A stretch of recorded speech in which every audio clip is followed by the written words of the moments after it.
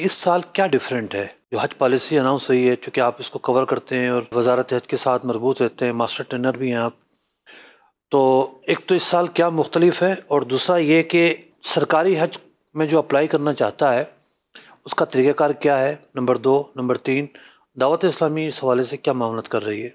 ये सब ऐसा है कि अल्हम्दुलिल्लाह साल साल से हो रहा है, और ये बहुत बड़ी खुशकिस्मती है कि जो कोविड आया था, कोविड से पहले जो कोटा था वो कोटा सारी दुनिया का बहाल हो गया है, और पाकिस्तान से भी 1,79,000 यानी 179,210 210 अफराद जो हैं इस साल जाएंगे, जिसमें से 50% कोटा जो है वो गवर्नमेंट का है, बाकी 50% प्राइवेटली जाएंगे। जो 50% गवर्नमेंट का है पिछले सालों में प्राइवेट कोटा कम होता रहा, जी, इस दफ़ा लेवल पर आ गया है। जी, बराबर है, 50-50 है।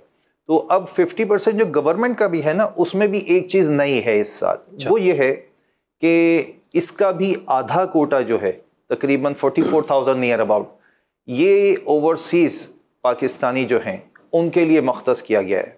इस स्पॉन्सरशिप स्कीम कहा गया है उसको।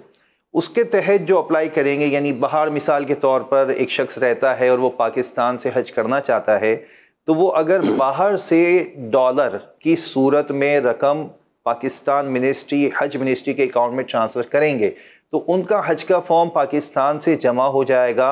उसमें कुरानदाजी नहीं होगी, फ़र्स्ट कम फर्स्ट बेसिस पर है कि जैसे ही इनका 44,000 का जो कोटा है स्पॉन्सरशिप का जो इन्होंने रखा है हमारी गवर्नमेंट ने, तो वो जैसे पूरा हो जाएगा तो वो क्लोज़ हो जाएगा। एक तो ये आपका जो पहला था। और अगर वो कहे कि मुझे अपने वालदा को भी लेके जाना है, हाँ, इसमें ऑप्शन है उनके लिए। अच्छा, वो ये कहेंगे कि भाई मैं जा रहा हूँ, मेरे वालिदैन भी साथ हैं, तो ये उनकी रकम मैंने ट्रांसफ़र कर दी है, तो हमारा फॉर्म जमा कर लिया जाए।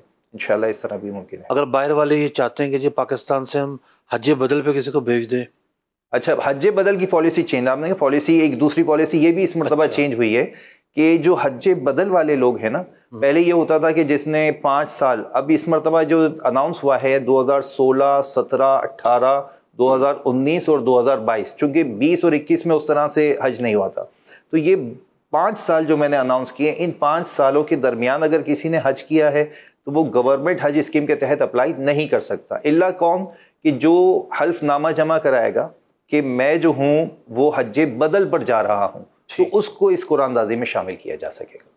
यानी इजाज़त है, लेकिन मशरूत इजाज़त, ये मशरूत इजाज़त है। हल्फनामा बाकायदा उस पर लिखा है कि वो जमा कराना पड़ेगा। ठीक है, ये एक इसका तरीक़ेकार है। अच्छा, एक आम आदमी जो है किस तरह अप्लाई करेगा? आम आदमी के लिए बहुत ईजी है, और वो ये है कि बैंक में जैसे 16 तारीख से हमारे यहाँ पाकिस्तान में डेट अनाउंस हुई है, 16 से लेकर 31 मार्च तक, तो ये 16 से 31 मार्च जो है, इस दौरान जो है इंशाल्लाह अज़्ज़वजल कोई भी शख्स जाकर बैंक में अपनी रकम जमा कराकर अपना हज का फॉर्म सबमिट कर सकता है। अब उसे क्या क्या डॉक्यूमेंट्स चाहिए, तो उसने प्रिपरेशन क्या करना है, सबसे पहले उसका पासपोर्ट वैलिड होना चाहिए, जनवरी 2024 जैन तक ये उसका पासपोर्ट वैलिड होना चाहिए। दूसरी चीज़ उसका CNAC अपडेट होना चाहिए। तीसरी चीज़ उसका वैक्सीनेशन अपडेट होना चाहिए, उसकी 2 डोज जो वहाँ की अप्रूव्ड वैक्सीन है, 10 तरह की है, कोरोना वैक्सीन, जी कोरोना वैक्सीन, वो अपडेट होनी चाहिए।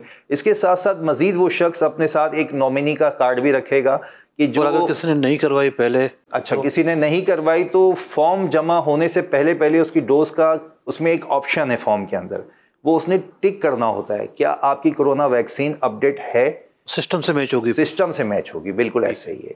और या फिर वो उसमें लिख कर दे दे कि मैं हज के सफ़र से पहले इसको कंप्लीट कर लूँगा। तो ये दोनों चीज़ें पिछले साल भी हुआ था, ये पॉसिबल थी, और लोगों ने इस तरह से किया भी था कि ट्रैवलिंग से पहले पहले उनकी 2 डोज कंप्लीट हो गई थी, तो ये भी एक पूरा हो गया। इसी तरह से आप जो एड्रेस देते हैं, यहाँ मैंने देखा है लोग गलती करते हैं, वो ID कार्ड पे पता चला पुराना एड्रेस लिखा हुआ है, उन्होंने बैंक में फॉर्म सबमिट कराया, बैंक वाले ने वो पुराना वाला एड्रेस लिख दिया। अब जितनी जो डाक आ रही हैं, जो इन्फॉर्मेशन आ रही हैं, वो सारे पुराने एड्रेस पे जा रही हैं। तो ये ख़ास याद रखें कि जब आप एड्रेस फॉर्म में फिल करें तो वो करंट एड्रेस होना चाहिए आपका। फिर मोबाइल भी वो दे देते हैं कि जो व्हाट्सअप देखा नहीं जाता या उसके SMS नहीं देखे जाते, तो मोबाइल नंबर भी वो दीजिए कि जो आपका रनिंग मोबाइल नंबर है, इस पे व्हाट्सअप है, ताकि आपसे रब्ता जो है वो मजबूत हो सके। तस्वीर इसमें हज साइज़ की जो बनती हैं वो 8 के करीब हम मशवरा देते हैं बनवा लें, ताकि जितनी रिक्वायरमेंट बैंक में हो वो दे दें। फिर बाद में हाजी कैम्प से बाज़ औक़ात रिक्वायरमेंट आ जाती है कि भाई 2 तस्वीरें दे दें, 3 दे दें, तो ये आपको तस्वीरें काम आती हैं। तो ये एक तरीक़ेकार इसकी तैयारी का है।